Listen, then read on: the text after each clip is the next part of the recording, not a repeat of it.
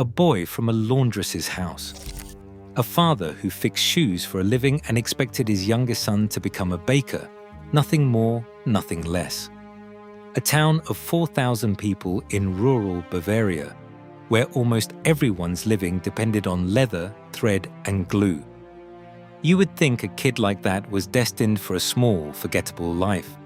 Just another pair of hands in just another workshop, in just another German town nobody outside of Bavaria could find on a map. Well, that boy would go on to build one of the most recognizable brands on the planet.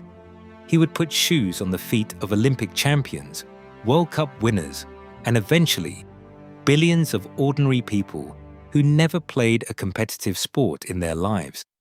He would survive a world war, a second world war, a trial that could have sent him to prison, and a betrayal so deep it split his own family in half and gave the world two rival companies instead of one.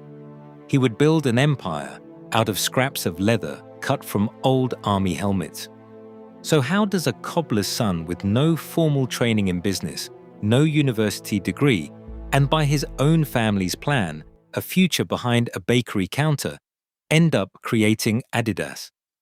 To understand that, we have to go back to a small Franconian town called Herzogenaurach and to the year 1900. Adolf Dassler was born on November 3rd of that year, the youngest of 4 children. His brother Fritz had arrived in 1892, his sister Marie in 1894, and his brother Rudolf in 1898. 2 years later came Adolf, whom everyone in town would simply call Adi. His father, Christoph Dassler, came from a long line of weavers and dyers, but by the time Adi was born, that trade had collapsed along with much of the local textile industry. So Christoph had reinvented himself as a cobbler, eventually settling into a niche making felt slippers at one of the town's shoe factories. His mother, Pauline, ran a small laundry business out of their home, and young Adi spent his childhood hauling baskets of other people's washing back and forth through the streets of Herzogenaurach. I want to be upfront with you about something, because this story has been dramatized and retold so many times that the facts occasionally get bent out of shape. Adi Dassler was not an orphan. His parents were very much alive throughout his childhood and well into his adult life. His father would live to see Adi build an entire company from nothing and would not pass away until 1945, in the final chaotic months of the Second World War. What Adi actually inherited from his family wasn't loss. It was something more ordinary, and in its own way, more universal. Poverty, hard labor, and a household that simply couldn't picture anything grand for its youngest son. You see, Herzogenaurach in 1900 was a town built entirely around shoes. Most families there worked for one of the local shoemaking operations in some capacity, and there was nothing unusual about a boy growing up surrounded by leather scraps, awls, and the smell of glue. What was unusual was what young Adi did with that environment. While other kids in town treated shoemaking as simply the family trade, something to inherit and endure, Adi treated it as a puzzle. Even as a child, hauling his mother's laundry through the streets, he was watching. He was noticing things other people didn't bother to notice. In 1913, at the age of 13, Adi finished his schooling, and in accordance with his father's wishes, not his own, he began an apprenticeship as a baker. Christoph didn't want his youngest son following him into cobbling. He wanted something steadier for the boy, a trade with regular hours and a full belly at the end of the day. But here's the thing. Adi's heart was never in flour and dough. His real passion, the thing that consumed his imagination, was sport. Alongside his childhood friend Fritz Zeylein, he threw himself into nearly every athletic pursuit Herzogenaurach had to offer. Track and field, football, boxing, ice hockey, skiing, ski jumping. He wasn't necessarily the best at any single one of them, but he was obsessed with all of them. And that obsession would end up mattering more than any natural talent ever could. Because somewhere in those years of running, jumping, and competing alongside his friends, Adi made an observation that would quietly become the seed of everything that followed. He noticed that every athlete, no matter the sport, was essentially wearing the same shoes: a sprinter and a hiker, a boxer and a skier. All of them stuffed their feet into the same generic, mass-produced leather footwear that had never been designed with their specific movements in mind. To most people, this was simply how things were. To Adi, it looked like a problem waiting to be solved. I think it's worth pausing on that for a second, because it tells you almost everything you need to know about how Adi Dassler's mind worked. He wasn't dreaming about wealth. He wasn't drawing up business plans. He was a teenager who happened to notice a small, unglamorous inefficiency that thousands of other people had walked right past without a second thought. That's often how these stories actually start, isn't it? Not with a grand vision, but with a nagging little detail somebody can't stop thinking about. Then came the First World War. Like millions of young German men of his generation, Adi Dassler was called into military service. He would spend time as a soldier during a conflict that devastated an entire continent and left Germany, in particular, economically shattered. When the war ended in 1918 and Adi returned home to Herzogenaurach at just 18 years old, he came back to a country in ruins, a currency in freefall, and a hometown with very little to offer a young man except the same trades his parents had always known. But Adi didn't return home with fewer options. He returned home with an idea. Working out of an empty laundry shed behind his parents' house, the same building his mother had used for years to wash other people's clothes, he began experimenting. Materials were scarce in post-war Germany, so Adi improvised. He built his first pairs of shoes out of leftover leather scraps salvaged from old army equipment, including pieces cut from wartime helmets. Electricity in the town was unreliable at best, so when the power went out, which was often, Adi and whoever was helping him would pedal a stationary bicycle rigged up to power their equipment. This was not a glamorous beginning. This was a young man alone in a converted laundry room, sewing scraps of war surplus leather into shoes by candlelight and pedal power, with absolutely no guarantee that any of it would ever amount to anything. Adi had built his first crude sports shoes, but an idea and a workshop weren't enough. He needed capital, he needed labor, and more than anything, he needed someone who believed in the vision as much as he did. That someone turned out to be his older brother. In July of 1924, Rudolf Dassler, 4 years Adi's senior, joined the business. Together, the two brothers formalized what they were building into an actual company, Gebrüder Dassler Schuhfabrik, the Dassler Brothers Shoe Factory. And this partnership would prove to be the making of everything. Adi was the tinkerer, the perfectionist, the man who would happily spend a week obsessing over the placement of a single stitch if he thought it might make an athlete a fraction of a second faster. Rudolf, meanwhile, had a gift for something Adi lacked entirely: salesmanship. He could talk to coaches, athletes, and buyers in a way that turned Adi's obsessive craftsmanship into actual orders. For a while, this division of labor was close to perfect. One brother built the product, the other brother built the relationships. And the business began slowly, and then not so slowly, to grow. By the late 1920s, Dassler shoes were showing up at genuine international sporting events, worn by real competitors who had sought them out specifically. This wasn't a local cobbler's shop anymore. It was becoming something else entirely. Adi kept refining his designs year after year, obsessing over lighter leather, better stitching, spikes hand-forged for specific track surfaces. By 1927, the brothers had moved production into an actual factory building. Orders were coming in not just from local clubs, but from national teams. Adidas, the boy who wasn't supposed to have any future beyond the bakery counter, was quietly becoming the man serious athletes turned to when they wanted an edge nobody else could offer them. But the moment that would truly launch the Dassler brothers onto the world stage was still a few years away, and it would arrive under the darkest possible political circumstances. By the early 1930s, Germany was falling under the grip of the Nazi Party, and on May 1, 1933, just 3 months after Hitler became Chancellor, both Adi and Rudolf Dassler joined the party. This is not a footnote to smooth over. It happened, and it would follow Adi for the rest of his life. In 1935, seeing where the wind in German business was blowing, Adi decided that his company needed to become an official supplier to clubs affiliated with the Hitler Youth in order to keep expanding production.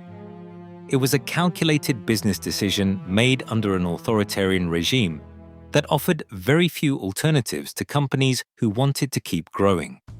However you judge that choice today, it was very much a real one, made by a real, imperfect man, not a myth. But here's where the story takes an unexpected turn. In the summer of 1936, the Olympic Games came to Berlin, staged by the Nazi regime as a grand showcase of supposed Aryan supremacy. And it was there that Adi Dassler made a decision that put his entire business, and quite possibly his safety, at risk. He approached a black American sprinter named Jesse Owens in the Olympic Village and personally offered him a pair of his handmade spikes. Understand what this meant in context. Nazi ideology treated black athletes as inferior, unworthy of respect, let alone endorsement. For Adi to walk up to Owens and hand him German-made shoes in front of the entire watching world, in the middle of Hitler's showcase games, was an act that could have brought serious consequences down on his company. Owens wore the shoes, and Owens won 4 gold medals in front of Adolf Hitler himself, who reportedly left the stadium rather than acknowledge him. The image of a black American champion standing on the podium in shoes handcrafted by a small German company traveled around the globe. And almost overnight, the Dassler brothers' business exploded. Before the Berlin Olympics, the company was selling roughly 20,000 pairs of shoes a year. After it, that number jumped to 200,000 pairs annually. One quiet, dangerous act of respect for Jesse Owens had turned Adi Dassler from a regional shoemaker into an international name. It's worth sitting with that for a moment, because it's easy to skip past a detail like this in the rush toward the next milestone. Here was a company operating inside a regime built on racial hatred, and its founder chose, in full view of the world's press, to hand his best equipment to the very athlete that regime wanted to see humiliated. It didn't undo anything else happening in Germany at that moment, and it shouldn't be mistaken for some kind of grand political statement. But it tells you something about the instincts of the man behind the shoes. When it came to sport and to the athletes who wore his product, Adi Dassler's loyalty was to performance and craftsmanship first, ideology a distant second. You would think, at this point, that Adi and Rudolf Dassler had it made. Business was booming. Their shoes were on the feet of champions. But the storm clouds gathering over Europe were about to bring the brothers' partnership and nearly everything they had built together to the edge of total collapse. World War II arrived, and with it came the kind of pressure that breaks families who thought nothing could ever come between them. The exact details of what happened between Adi and Rudolf during the war years remain murky, pieced together from conflicting accounts and decades of resentment on both sides. But a few things are widely agreed upon. Rudolf became convinced that his younger brother had played a role in getting him conscripted into military service, a suspicion that curdled into real bitterness when Rudolf was later captured by American forces and briefly imprisoned as a suspected deserter. There's also the now famous story of an air raid, the two families huddled together in a bomb shelter, and Adi supposedly muttering something like, "The dirty pigs are back," as Allied bombers roared overhead, a comment aimed at the planes that Rudolf, sitting nearby, became convinced was actually aimed at him and his wife. Whether that single sentence was truly the breaking point, or simply the story people settled on to explain something more complicated, it captures just how personal, how petty, and how devastating the rift between the brothers had become. Add to all of that the fact that Adi's wife, Kathy, and Rudolf's wife never got along, and yet were forced to share the same villa in Herzogenaurach for years. It was, in every sense, a house divided. There's another piece of this wartime chapter that has to be said plainly, because a documentary that skipped over it wouldn't be telling the truth. As the war dragged on, the Dassler factory was converted away from athletic shoes entirely and put to work manufacturing the Panzerschreck, a shoulder-fired anti-tank weapon modeled on the American bazooka. Like countless German factories during those years, the Dassler operation came to depend on forced labor to keep production running, including French prisoners of war working alongside regular employees. By October of 1942, as the labor shortage grew even more severe, Adi Dassler personally requested that Soviet prisoners of war be assigned to his production line. This is not a detail that fits neatly into a feel-good origin story, and it shouldn't be softened into one. It's simply part of what happened. In a country where nearly every industry had been conscripted into the machinery of war, whether its owners wanted that or not. And it wasn't just the family that was in danger, so was everything they had built. Because with the collapse of Nazi Germany in 1945 came a reckoning for anyone who had joined the party, and Adi Dassler was no exception. On July 13, 1946, Adi appeared before a denazification panel and was declared a Belastäter, the second most serious category of Nazi offender under the post-war tribunal system. It was a designation that included profiteers and could have carried a prison sentence of up to 10 years. More immediately, it threatened to strip him entirely of control over the very company he had built with his own hands in his mother's laundry shed 20 years earlier. Everything Adi had spent his adult life constructing was suddenly hanging by a thread. But Adi wasn't finished fighting. On appeal, he assembled a portfolio of testimony attesting to his conduct during the war. A local mayor, who was half Jewish, testified that Adi had personally warned him of an impending Gestapo arrest and had hidden him on his own property to keep him safe.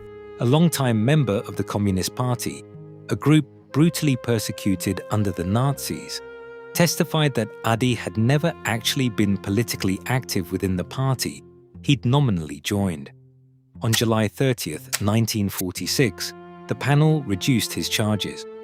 By September 22nd of that same year, his classification was downgraded to the far lesser category of follower, essentially someone who had joined the party without actively participating in its crimes. In February of 1947, Adi Dassler was finally allowed to resume management of his own company. He had survived, but the company he came back to was no longer whole in spirit, even if it was still legally one entity. The resentment between him and Rudolf had metastasized past the point of repair. And in 1947, 28 years after Adi first started stitching shoes together in that laundry shed, the two brothers made the decision to end their partnership entirely. In January of 1948, Rudolf registered his own company under the name Schuhfabrik, Rudolf Dassler. quickly shortened to Ruder. Within the year, he would rebrand it as Puma. Adi, for his part, established his own company in August of 1949 and gave it a name built from the first syllables of his own, Adi Dassler, Adidas. Two brothers, one town, one shattered company, now split cleanly down the middle into bitter rivals. The town of Herzogenaurach itself split along with them. Families that had once shared a single employer now found themselves divided by which factory they worked for, which shoes they wore, even which side of the street they walked on. Locals would eventually nickname it the town of bent necks, because residents would supposedly glance down at strangers' feet before deciding whether to greet them. Adi Dassler had lost his brother, his business partner, and half of everything he had built. Now, at 48 years old, with a damaged reputation from the denazification proceedings still trailing him, he had to prove that Adidas alone, without Rudolf's salesmanship, without the shared history of Gebrüder Dassler Schuhfabrik, could still compete on the world stage. Before that answer arrived, though, Adi needed something else, an identity, a visual signature that would separate his shoes from every other pair on the market, including his own brothers. In 1952, he found it in an unlikely place. A Finnish sporting goods company called Karhu had been stitching 3 parallel stripes onto the sides of their running shoes since the 1940s, purely as a way to reinforce the material and keep the foot stable. Adi wanted that look for Adidas, so Karhu sold him the exclusive rights to the 3-stripe design, for the modern equivalent of about 1,600 euros, and, as the story is still told today, 2 bottles of whiskey thrown in for good measure. It's the kind of deal that sounds almost too small to matter, but that handful of cash and a little Finnish whiskey bought Adidas one of the most valuable trademarks in the history of consumer goods, a logo now recognized on every continent on Earth.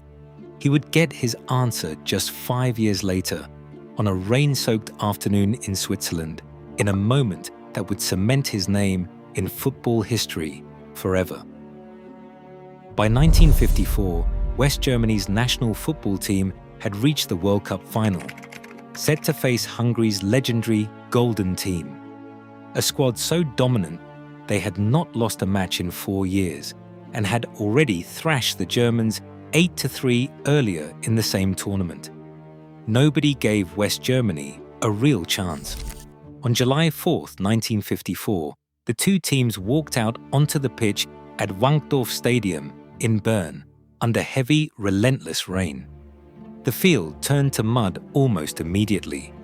And this is where Adi Dassler's obsessive, decades-long focus on the details of athletic footwear finally paid off in a way nobody could have predicted. Adidas had equipped the West German team with football boots featuring something the sport had never seen before: screw-in studs that could be swapped out depending on field conditions. As the rain kept falling and the Wankdorf pitch turned into a swamp, the German players changed to longer studs, giving them traction their Hungarian opponents, stuck in traditional fixed stud boots, simply did not have. The German boots were also roughly half the weight of the heavier English-made boots most of Hungary's squad wore. West Germany had gone down 2 goals early, but grinding through the mud with better footing than their opponents, they clawed their way back and won the final 3-2. In Germany, this match still carries a name of its own, the Miracle of Bern. And in the years that followed, Adidas became inseparable from that miracle. A young, struggling post-war nation had won its first World Cup on a field where equipment quite literally determined the outcome, wearing boots designed by a man who had spent his entire life asking one obsessive question: what does an athlete actually need from their shoes? The answer had just won a World Cup. Picture what that moment must have felt like from where Adi Dassler was standing. Less than a decade earlier, he had been sitting in front of a denazification panel, his name attached to the second most serious category of offender, his own company hanging in the balance. Less than a decade earlier, he had lost his brother, his oldest business partner, and half of everything the two of them had spent almost 30 years building together. And now here he was, watching West German players lift the World Cup trophy in boots he had personally engineered, on a field where the weather itself had become his invention's greatest advertisement. Radio commentator Herbert Zimmermann's call of that final whistle would be replayed in Germany for generations, a moment of pure, unfiltered national joy in a country that had precious little to celebrate in the years right after the war.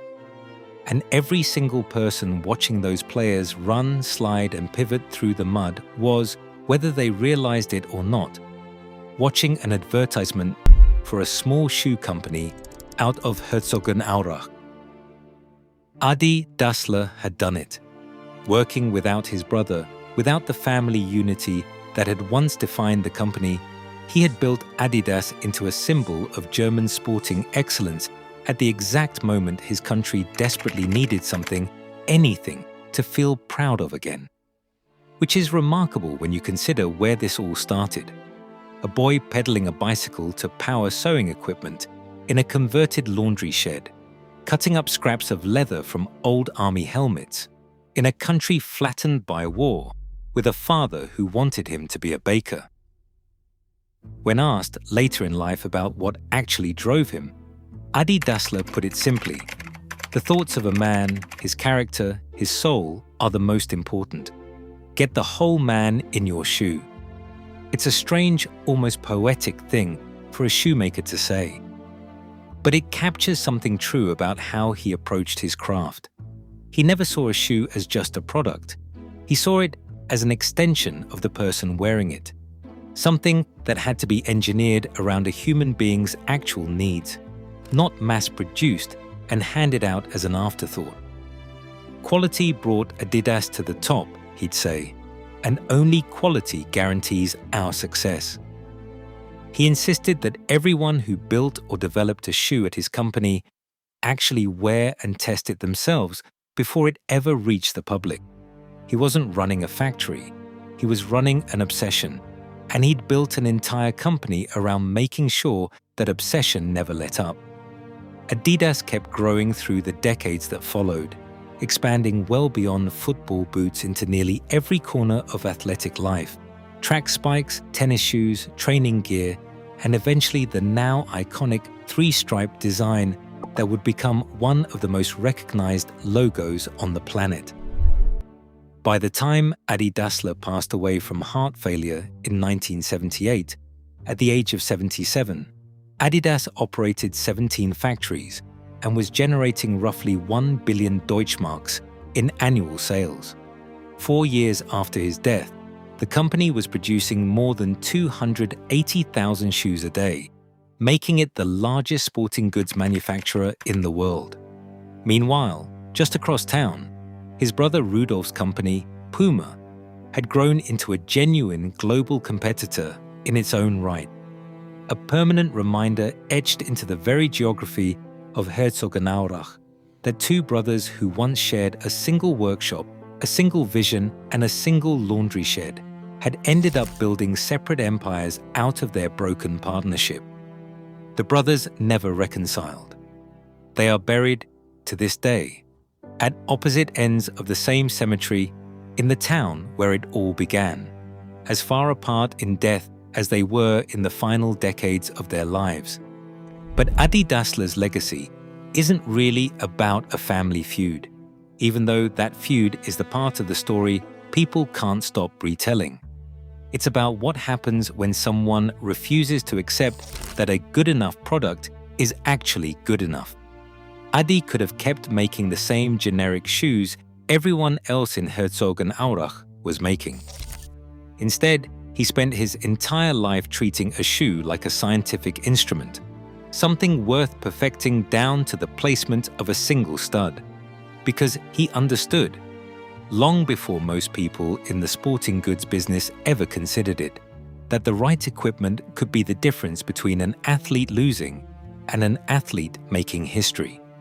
Today, Adidas is worth tens of billions of dollars, sponsors some of the biggest athletes and franchises on Earth, and its 3 stripes are recognized on nearly every continent. It has outfitted World Cup winners, Olympic champions, and generations of ordinary people who simply wanted a comfortable pair of sneakers for a weekend walk, most of whom have never once thought about the small Bavarian laundry shed where all of it began. And just up the road in that same town, Puma grew into a rival empire of its own, run for decades by the descendants of the brother Adi never spoke to again. Herzogenaurach itself eventually made peace with its divided history. In 2009, on the anniversary of the brothers' split, employees from both companies actually played a friendly football match against each other, a symbolic gesture toward healing a rift that had defined the town for 2 generations. Adi and Rudolf themselves never got that chance, but their descendants and their town eventually found a way to let go of a grudge that had outlived both of them. But strip away the revenue figures and the global reach, and what's left is a strikingly simple story. A poor boy from a small Bavarian shoemaking town, expected by his own family to spend his life behind a bakery counter, who instead spent his life obsessively asking how to make athletes better, one shoe at a time. He built that vision through a world war, a denazification trial that nearly cost him everything, and a betrayal by his own brother that split a single company and a single town permanently in 2. He never got the fairy tale ending where the family reunites and everyone walks off together into the sunset. What he got instead was something more complicated, and in its own way, more honest. Proof that even a shattered partnership, even a damaged name, even the poorest possible starting point doesn't have to be the end of the story. Sometimes it's just where the real one begins. And maybe that's the part of Adi Dassler's life worth carrying with you longest. Not the trophies, not the 3 stripes, not even the mud and the miracle in Bern. It's the image of a young man alone in his mother's laundry shed, pedaling a bicycle just to keep his sewing machine running, refusing to believe that the shoes everyone else was making were good enough. Everything that came after, the fortune, the fame, the rivalry that outlived him, grew out of that single, stubborn refusal to settle. That's the real inheritance he left behind, not a fortune, a standard,